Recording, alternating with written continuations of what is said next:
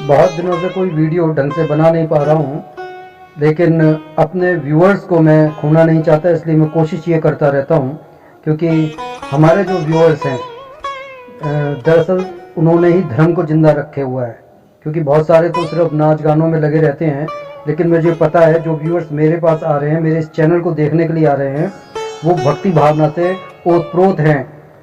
वो जानते हैं कि ईश्वर है, और ईश्वर के होने की वजह से ही वो समझते हैं कि भाई हमें थोड़ा बहुत ऐसी चीज़ों को सुनना चाहिए जिससे हमारा मन पवित्र हो सके। इस समय मेरी तबीयत ख़राब है और मैं कॉफ़ी पी रहा हूँ, लेकिन फिर भी मेरा प्रयास ये है कि मैं आप सभी के लिए वो कंटेंट प्रोवाइड करवाऊँ जिससे आपको लगे कि हमने आज ये वीडियो सुनी है तो कुछ हमारे जीवन में बदलाव आया है।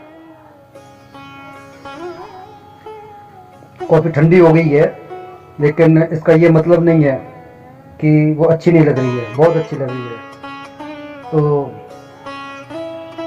जो बात मैं आपसे करना चाहता हूँ वो मैं ये बात कर रहा हूँ कि आज मैं बस एक छोटी सी कविता सुना देता हूँ और उसे सुनकर शायद आप मोटिवेट हो जाएं। कि दारूण यंत्रणा की चिंगारी पल पल शोला बनती है। दारूण यंत्रणा की चिंगारी पल पल शोला बनती है। दारूण मतलब जो एक ऐसी आग जो होती तो जरा सी चिंगारी, लेकिन वो एक आग का रूप धारण कर लेती है। और वो जो दर्द हम जीवन में सह रहे हैं वो हमारे को परेशान कर रहा है। तो दारूण यंत्रणा की चिंगारी पल पल शोला बनती है। जीवन के अंतिम पल में आंखें पल पल आखिर गिनती है।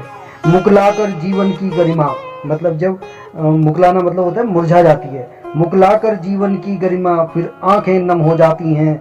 कोई साथ नहीं होता अपने, यादें थोड़ी रह जाती हैं। आते हैं याद मधुर से पल, जब बिल्कुल हमें ऐसा लगता है ना जीवन खत्म हो गया, तब पूरी रील चल पड़ती है आंखों के सामने। आते हैं याद मधुर से पल, कुछ देर जरा मुस्काने को, छा जाता है फिर मौन घना कुछ देर हमें सुखाने को।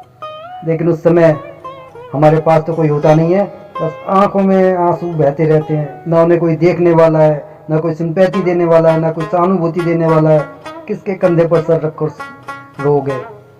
उस समय सिर्फ एक ही बात याद आती है कि समय रहते अगर प्रभु का भजन कर लिया होता तो भैया बेड़ा पार हो गया होता। लेकिन अब कुछ नहीं हो सकता, क्योंकि अंत समय में जब आपके टांगे कब्र में लटकी हुई हैं, क्या कर लोगे हैं?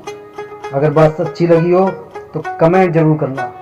आपके एक एक कमेंट से हमें मोटिवेशन मिलता है। और ईश्वर को मत भूलो, क्योंकि परम सत्य वही है। बोलो जय जय सीताराम।